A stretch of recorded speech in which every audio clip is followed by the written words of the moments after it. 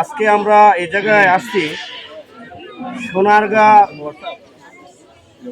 সোনারগাঁয়ের কৃতি সন্তান বাংলাদেশ জাতীয়তাবাদী স্বেচ্ছাসেবক দল কেন্দ্রীয় সংসদের সম্মানিত সাবেক সহসভাপতি অধ্যাপক ওয়াহিউদ্দিন ইমতিয়াজ বকুল ভাই, উনি তারেক রহমান সাহেবের এই 31 দফা বার্তা নিয়ে দিন রাত আপনাদের মতো মা বোনদের কাছে দাঁড়ে দাঁড়ে যাচ্ছে।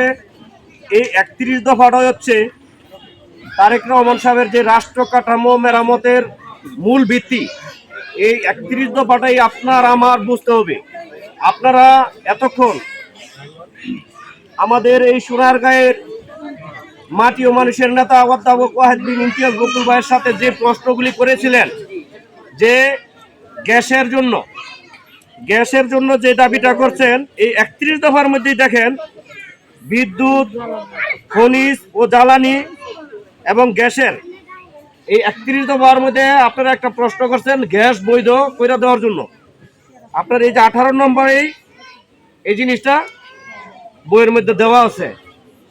বিএনপি যদি ইনশাআল্লাহ রাষ্ট্র ক্ষমতায় আসে, আমাদের দেশনায়ক তারেক রহমান সাহেব উনি গ্যাস, বিদ্যুৎ, শিক্ষা ব্যবস্থা এবং নারীদের মূল্যায়ন, মর্যাদা, আপনাদের ভোটের অধিকার, অন্ন, বস্ত্র এবং দেশ এবং রাষ্ট্র উন্নয়নের ক্ষেত্রে যতগুলা সেক্টর আছে আপনাদের মা বোনদের জন্য, মহিলাদের জন্য বিশেষভাবে অগ্রণীয় ভূমিকা পালন করবে।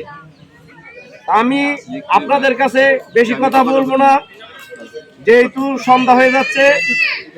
আমাদের সোনারগাঁয়ের মাটি ও মানুষের নেতা অধ্যাপক ওয়াহিউদ্দিন ইমতিয়াজ বকুল ভাই যদি সোনারগাঁয়ে ধানের শীষের প্রতীক নিয়ে যদি ইনশাল্লাহ দেয় তারেক রহমান সাহেব ওনার হাতে, আপনারা ধানের শীষে ভোট দিবেন। ধানের শীষে ভোট দিয়ে এই অধ্যাপক ওয়াহিউদ্দিন ইমতিয়াজ বকুল ভাইকে আপনারা জয়যুক্ত করবেন ইনশাআল্লাহ।